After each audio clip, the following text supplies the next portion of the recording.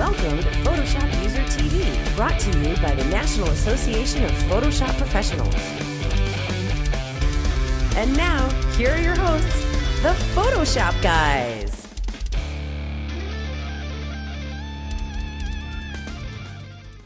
Hi, everybody, and welcome to another season. I can't believe it's another season of PhotoshopUser TV, the show that never ends. Now, don't look in the middle of the screen. Don't look there. Look over. Gotta look at the light. Over here. Look at here. I'm Scott. I want to introduce you to other people. You've heard of Matt Kleskoski? Son of a gun. He's right here. And he's holding Photoshop User Magazine, which is the magazine that sponsors this very show. It produces it. Yeah. You know who else we got here today? I'm sad to say. Mr. Pete Collins. How's it going, guys? Good to see you. That's pretty understated for you. Hey, how's it going, guys? Woo! New season, yeah! All right, that's what we expected. Yeah. Now, I'd like to introduce you to a special guest, but we don't have a special guest. We have a new full-time co-host. Because today, dun, dun, dun, we're going to introduce you to someone very special. For the first time in the history of Photoshop User TV, which has gone on for like 9 years, despite horrible ratings. Despite multiple requests to and lawsuits, we have, for the first time in history, introduced to you Photoshop Girl. All right, it's true. So this is Jessica Maldonado, and she's one of my favorite designers in the whole wide world. So she designs all my book covers and all my inside book stuff, and she just designs. She's an incredible designer, and she's really, really good. And one day she sent me a couple tutorials, and I'm like, dang, she's really good. So we begged and pleaded, and now we finally have a regular Photoshop girl. Yay! Now, before you say anything like, you shouldn't call her girl, it's demeaning and all, she was allowed to choose any title she wanted. She wanted CEO. And I said, that one's already taken. So she said, how about Photoshop Sadly. Girl? Now, somebody tried to make you Photoshop Gal. Gal. Yes. Like guys and gals, right? They said, you should be gal. But it's kind of... Gal doesn't work. Yeah, guy, I don't know, for some reason, the word guy works, but gal always sounds... Yeah. We could call it Photoshop Guy, but that'd be a little weird. But also, gal is kind of like a dated term, you know, like night. But I always think of boys and girls, you know. I always think I'm a boy or a guy. So we'll call you the Photoshop boy? Yeah. No, just Photoshop boy. Not the. Photoshop boy. It's Photoshop boy. I'm not a highway in Los Angeles. Get it? The 101? Forget it. Anyway, the 110? Cahuenga? It is true. It is true. So for anybody watching this on the West Coast, you prefix your interstate and freeway names with the. Always. And on the East Coast, yeah, you won't find somebody that lives in Georgia and says, I'm going to go get on the 95. Yeah, in Florida we have I-4. We don't go, I'm going on the I-4. I'm going to go get on the 4. No, we don't. I'm going to go get on the I-4. But you go to California, I'm taking the 110 to the 105 to the Santa Monica Freeway. And if you say I'm going to go get on I-110, they'll be like, huh? Yeah, they don't. It's a whole California thing. You mean the thing. 110? But anyway, this has nothing to do with Jessica, does it? No, it doesn't. It always happens. All right. So anyway, Jessica works here. She designs all kinds of cool, not just book stuff, but she'll design anything because she's like a wizardress. She's a wizardress, and she's going to do some Photoshop stuff for you. But are you nervous? Yes. Why are you nervous? Come on, you're like the best Photoshop person I know. I'm used to being behind my desk in InDesign Photoshop, so this is just a little bit different. Yeah, there's no InDesign. That's right. But outside of that, that's the only thing that changes, though. Yeah, pretty much. And the lights. And the lights, yeah. You'll do just fine. You know what, though? If we'll make you, we can put some lights like this around your desk. It'd be weird to the people around you. It's very dark in the graphics department. Yeah, the graphics department, we have low lighting and stuff, so they really can't see what's going on. There's no AC, there's no windows, there's no windows, there's no doors. It's damp. Anyway, Jessica's going to do some stuff for us here in a minute. I'm going to kick it off. So, what do you got? I got nothing. No, I got something. I got a thing. Nothing's changed this season, huh? No. This is something I get a lot of questions on. So I do a lot of panos. I'm really into panos. So take a look here on the bridge. And I'm in the bridge, which you know how much fun I'm having already. Because I would normally do this in Lightroom. But I know a lot of people use Bridge because it's free. All right. So what I want to talk, the question I get from people is, well, first I'm going to select all these and make sure I've removed all of my settings. You know, if you select them all and say clear settings, it will remove anything you've done. Well, take a look at the images. They all look kind of dull and icky. Me. So what I would tell people is, the question is this: Scott, should I put my pano together first and then adjust it? Or should I adjust my images first and then do my pano? My answer is actually adjust your images first if they're raw. Then do your pano, and then adjust them again. Yeah. Because it's a three-step process. But we're going to go ahead and do a pano because this thing's a little bit of a mess. I handheld it, and I didn't do a good job of it. If you look at the thumbnails, just look at the thumbnails, you can see where I'm kind of like leaning over, like, oh, that's straight. And then as I kind of turn over, you know, you're like, oh, what happened? Oh, the bridge is falling over. It's not going to be a pretty pano.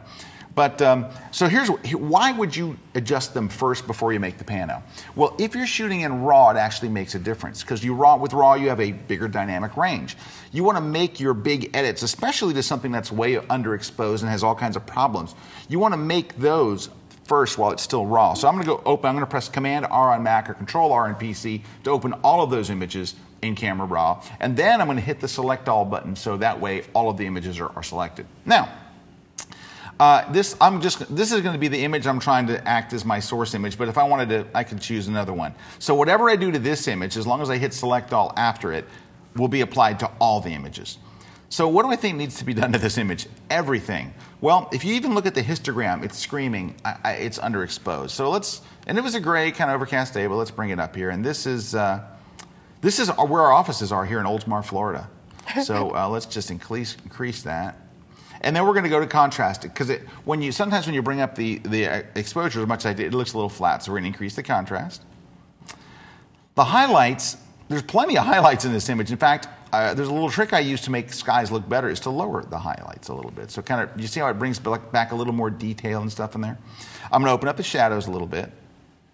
All right, I'm not going to really mess with the whites and blacks, but I can tell you this, I will mess with the blacks. I think of the blacks when something looks washed out. This looks a little washed out to me, so I'm going to bring the blacks down. If you're worried about how far can you take the blacks down, hold the Option key on Mac or the Alt key on PC, and it gives you a little preview. And when things start to turn black, things are actually turning solid black. You're clipping the black. So if you want to stop, you could stop maybe there. So we're getting better. Clarity. I use this slider when I want to enhance the texture. And seeing as these are pictures of our offices, actually, Matt's office is right there. We're going to increase the clarity to bring out some texture. And if I want it to be a little more colorful, I can bring up the vibrance just a little bit. Don't touch saturation. It's just an evil slider. Okay. So now, do I hit open? No. I hit done. Watch the thumbnails update.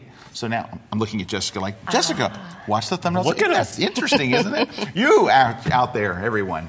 That's not a Photoshop girl. There are some Photoshop girls out there, but you are the official Photoshop girl. Okay. Trademark. This is trademarked. So this is now what you do is you go under Tools, under Photoshop, and go to Photo Merge. And it brings up what I think may be the stupidest dialog box in all of Photoshop. Because when you bring it up, it says, blend these images together?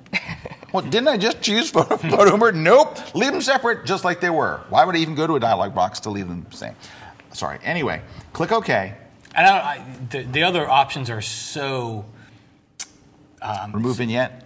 Well, no, the other options in that blend dialog box are yeah, so perspective specific. and to some weird problem. I've never clicked on anything look but at that. auto. It's like leaning over. That was good. All the water would be like up on the... You know what happened? I don't know about you, but when I take a panel, I get so caught up in making sure I overlap.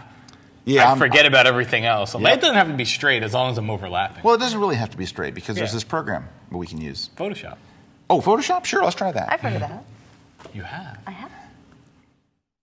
Yeah, but she It's the first part of your name. I'd hope so. Yeah, that is the first part of your name. Yep, your name's... by the way, this only takes 45 minutes. So within 45 minutes to an hour, we'll have this done. So, did you watch the game last night? Yeah, it was good.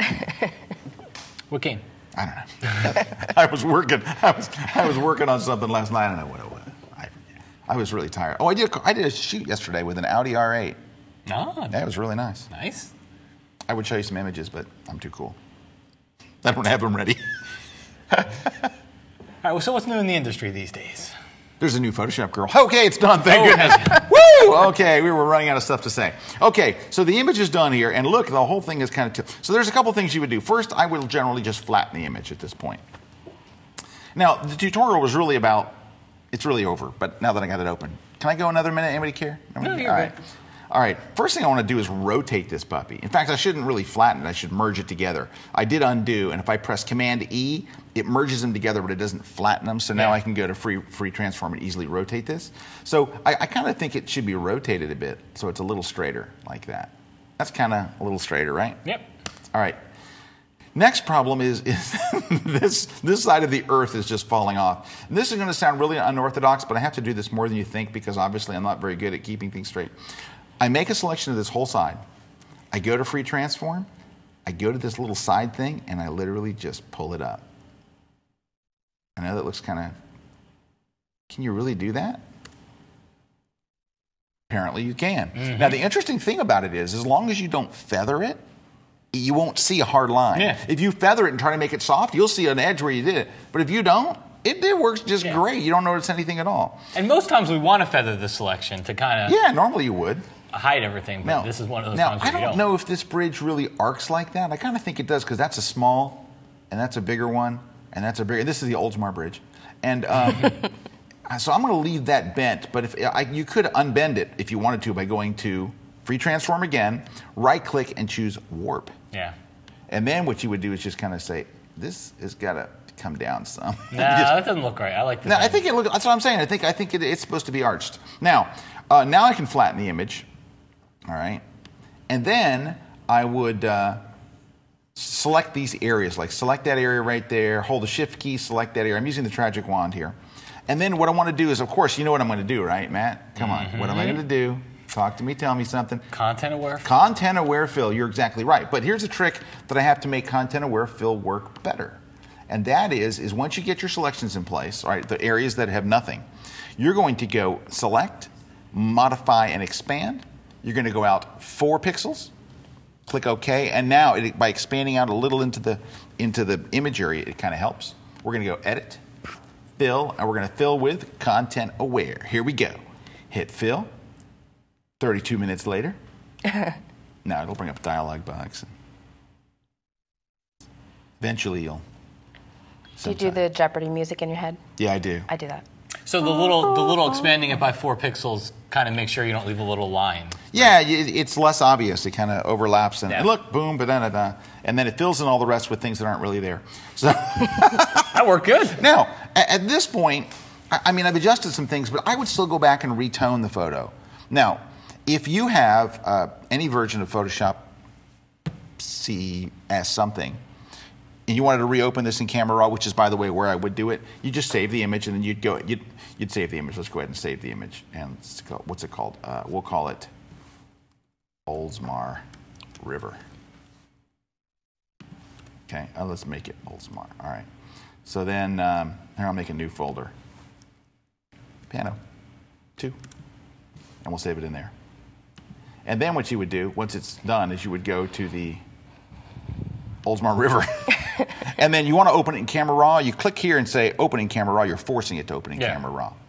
Now, in the new version, the latest version of Photoshop, the Photoshop CC, they just have a little thing that says Use Camera Raw as a filter, and it opens up instantly. Nice. It's amazing. It's one of my favorite things. Okay, so then I would come in here and kind of reevaluate the image and add some more clarity and maybe open up the shadows some, oh, not the whites, the shadows some more. And I would probably get the adjustment brush and go and paint some shadows in this little area right in here.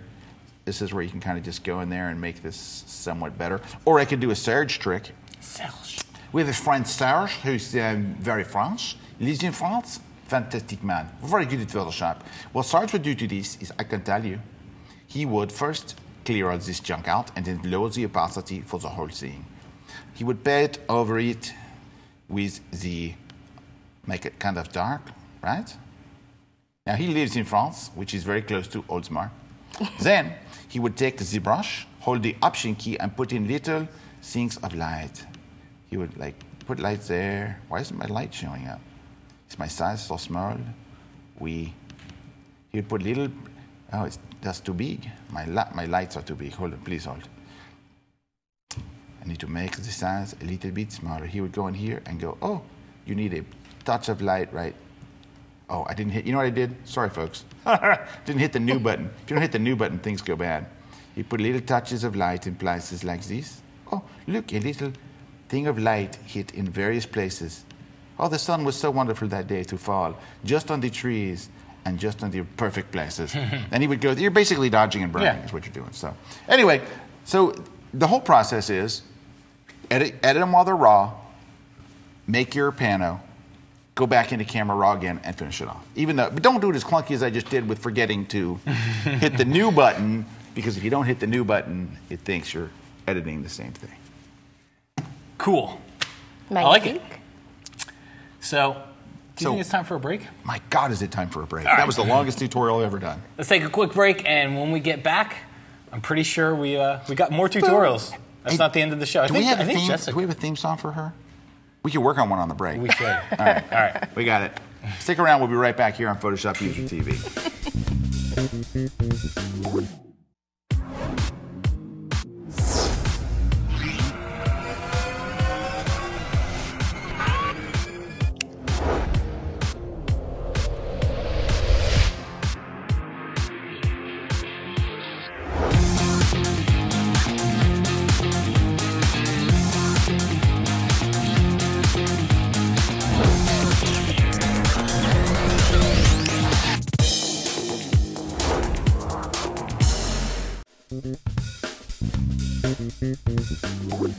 Okay, hey, we're back, and Matt and I have, with Pete's help, have developed, we've all shuffled, by the way, on the set, just, I have no idea why, but we have developed a theme song that I think will be good. Ready? Here we go.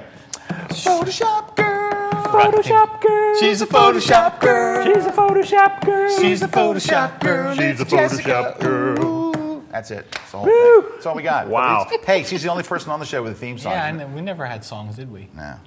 Man. All right. Hey. Can we get a song? So, Jessica, sing a song for us. I think we're going to switch cameras.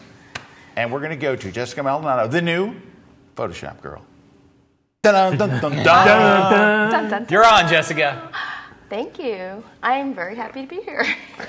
I can't believe, I've never heard anybody say that about being on this show. Oh, come on. Okay, so for my first tutorial, we're going to do two things with patterns that are really handy in many situations, but often you can forget these techniques if you don't use them for a while. So what we're first going to do is define a pattern that'll be a seamless pattern, and we'll apply it to this background as if it was wallpaper. And then we'll go ahead and apply it also to the girl's dress, and we're going to make it a displacement map, which will conform more to the curves of the dress's fabric and look a little bit more realistic than if we just placed the image on top of it as a pattern. Let's go and have a look at these doodles that I've bought from iStockPhoto.com and just rearranged into a pleasing pattern. Now, if we just took this square and repeated it, it would be chunk, chunk, chunk, and it would not look seamless at all. But what we can do is first we'll look at our image size by Command-Option-C, Control-Alt-C on a PC, and take a peek at the pixel size. Here it's 466 by 466, and we'll just make a mental note of that. Or if your values are not even, you could just jot it down. And then we're going to go Filter, all the way down to Other, all the way down to Offset. And we're going to use half of that value. So half of 466, we'll do 233 right, 233 down. And you can see Photoshop does all the math for us and sort of shifts the image up and over, up and down, up and right, up and down and left, you know, so that it will repeat over and over in a more seamless fashion. And it's okay to leave this set to wrap around. We'll just click OK. And now to define this as a pattern that we can use in other documents, we'll go Edit, Define Pattern, name our little pattern, and now anytime we want to use it in Fill or Pattern Overlay, you can see it shows up in our Custom Pattern box. So you can save that or not save it. It doesn't really matter because your pattern is now saved in Photoshop.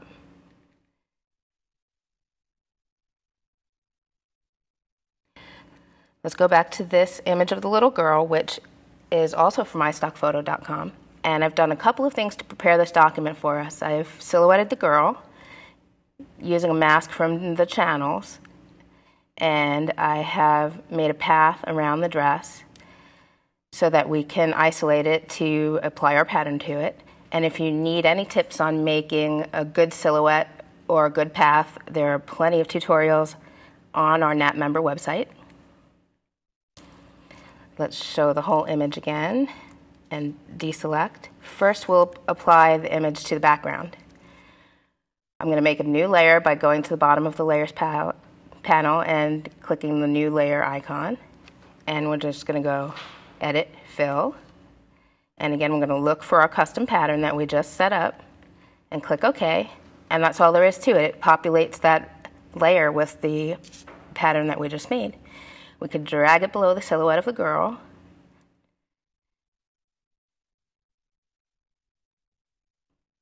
It helps if I show those layers, haha. And let's see, so that we can see some of our background while we work, I'm going to move that to multiply. And Command T or Control T, we can now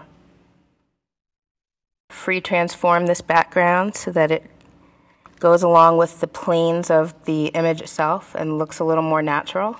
Zoom out if you want, Command minus or Control minus. And once you have this wallpaper placed the way you want it, just go ahead and hit Enter. And you can see it already looks pretty good for wallpaper, but you can go ahead and add some paper texture to this background if you wanted it to look even more like wallpaper.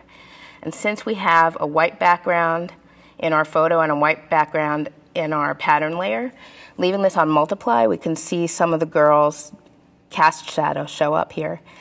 But if you had anything you were trying to cover here, you would want to leave this layer on normal, and then you'd have to recreate that shadow to have it look realistic. Now we're going to apply the pattern to the dress in a similar way, but then we will use the pattern, the dress texture as a displacement map so that the pattern will curve around it. You'll see in just a second. Since we have this dress only layer as a smart object, we could just double click over here to pop it open. And we're going to make this a grayscale image by going Image Mode Grayscale. And it's okay to merge those. Now with displacement maps, you want it to be a pretty soft grayscale image because the lighter values will pick up the pattern the most and the darker values will pick it up the least. So we're going to bring up our lights and bring up the midtones, maybe pull it back a little bit so that we have some texture there, some variation in tone, but not too many darks because then our pattern won't show in those areas. And click OK. We're going to save this out into our working folder, and we'll just call it Grayscale Dress and make it a Photoshop document. I already have one there, so we'll just replace it, no big deal. Go ahead and save your smart object, close it. It didn't save. Interesting. I'll just do that again. And just brighten this up. Hit OK, save, close. There it is. Now let's make a layer on top of that, and we're going to make a clipping mask between the new layer and the dress layer. So go between them and hold down your Option or Alt key and just click. And now anything we put on this layer will show up just over the dress. Now to apply a pattern to this, we're going to have to fill it. So Command Delete or Alt Backspace on PC, and we'll go down to the Layer Styles icon and go down to Pattern Overlay. Lovely bubbles, we're going to change to our pattern and drag the scale down until you like how it looks in relation to the size of the dress. That's good. Maybe a little smaller. Click OK. Now I want to turn this to be more on the angle that the girl is, but if we turn it now, since this is a layer style, it's just going to stay perfectly vertical. So we're going to need to rasterize this. So right click and go down to Rasterize Layer Style, or Option click. And now that pattern is part of that layer, so when we Control T or Command T and turn, turn, turn. The pattern moves with the layer. And just hit enter when you like how it looks. And if we bring that blend mode down to overlay, it already sort of looks like it's part of the dress, but we can make it even better by using that displacement map. If we go up to filter, distort, displace, the defaults here are 10 and 10, but I'm going to go ahead and use 6 and 8. And when you click OK, Photoshop's going to look for that displacement map file, which will, in this case will be our grayscale dress that we just made. Click OK, and if I toggle back and forth with Command Z, you can see that that just sort of bends the pattern, warps it in such a way that it looks more like it goes along with these folds of the dress. And if we go ahead and make a copy of that, Command J, have a second copy of our pattern layer, we'll again make it a clipping mask, make it clipped to the dress layer below it, but change this layer to multiply. That'll brighten up those colors some, deepen them. Maybe we want to slide the opacity down a little bit so it's not quite so bright.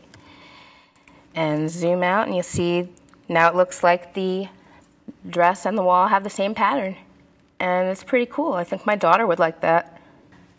That's awesome. Nice. It's an awesome pattern. I like it. Thanks. I think my daughter would totally do that. Have it in her room and on her dress, and she'd just be a happy little wallpaper, princess. the whole thing. That's cool. My daughter already does that. She has a pink room, and everything she wears is pink. Yeah, but the problem with that, my kid's sneaky. They just go hide against the wall, and you couldn't find them. Your kids are sneaky. They blend into the wall. blend. All right, hey, we're going to take a very quick break, and when we come back, Pete's got a tutorial. I got a quick little tip tutorial here, and contest and giveaways, all that fun stuff. Can we sing the song again before we go to break? Wait, Wait, I got to get Pete. You ready? Yep. She's a Photoshop girl. She's a Photoshop girl. She's a Photoshop girl. She's a Photoshop girl. She's a Photoshop girl. Photoshop. It's Jessica. Ooh. All right, we'll be right back. I always forget Don't the go end. away. I know. Sorry. Really falls apart there. I know. It's a solo for We'll you. work on it. We'll work on it. It's your solo. We'll work on it.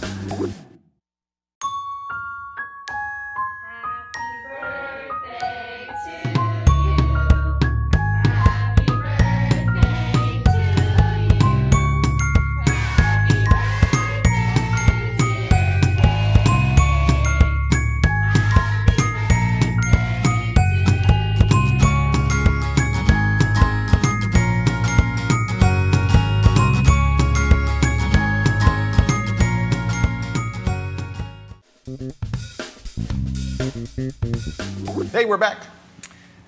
Matt's here. Pete, me. Hey, look. She's the Photoshop girl.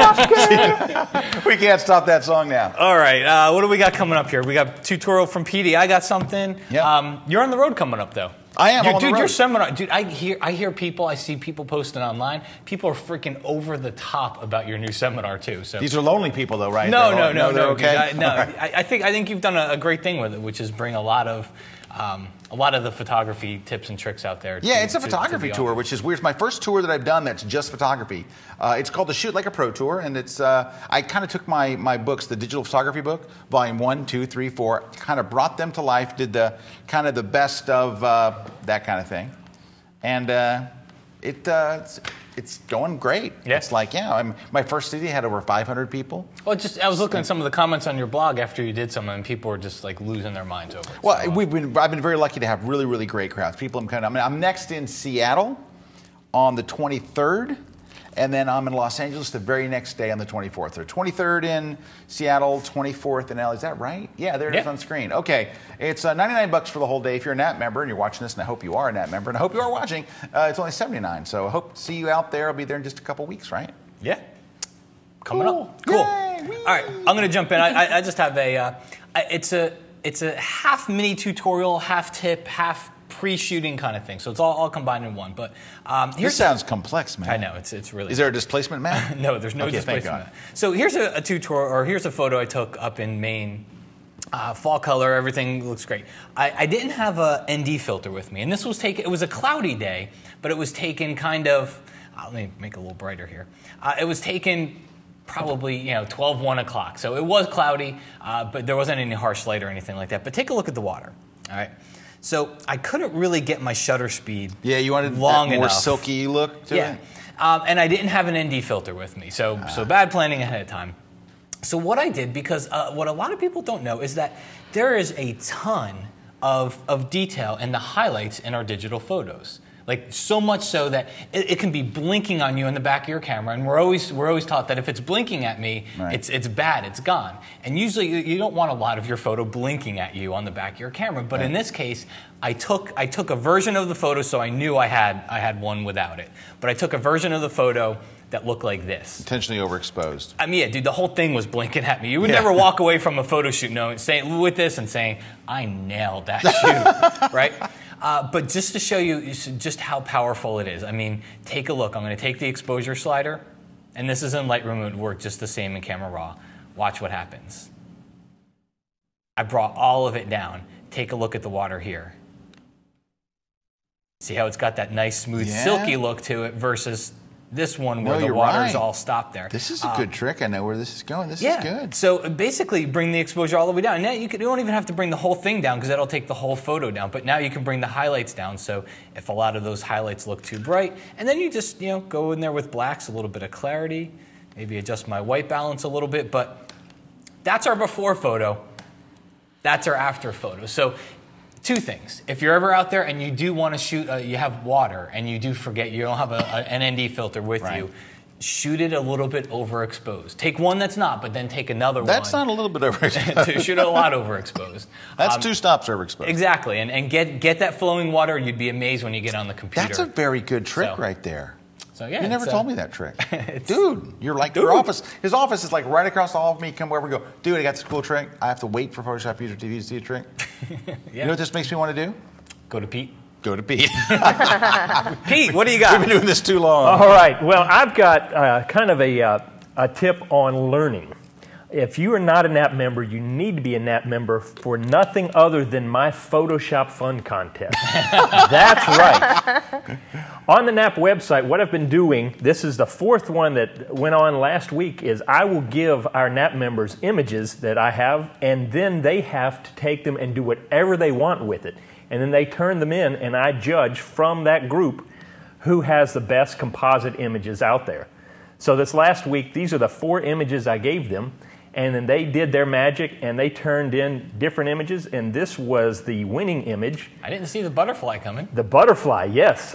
Very artistic. He took the mailbox and did all kinds of stuff to it, and the background image is his own image, but I really like that. Just a beautiful thing. Wait, can I see it? He made that, let's go back, from that image, using mostly that mailbox right there. And he crafted that butterfly out of that mailbox. Wow. And he used some other stuff, but just Wait a minute. Phenomenal Wait, job. whoa, back. I didn't see this coming. He built that painted, butterfly. Yeah, if you get in there and zoom in, you'll see that he's got the metal texture of the mailbox in here in the body segments, and then he used liquify and brushes. A very talented person. Phenomenal. And then we have, as you see, each one of these comes in. I like that one too. I judge the top 5. And that's cool. And each one of them has done a phenomenal job.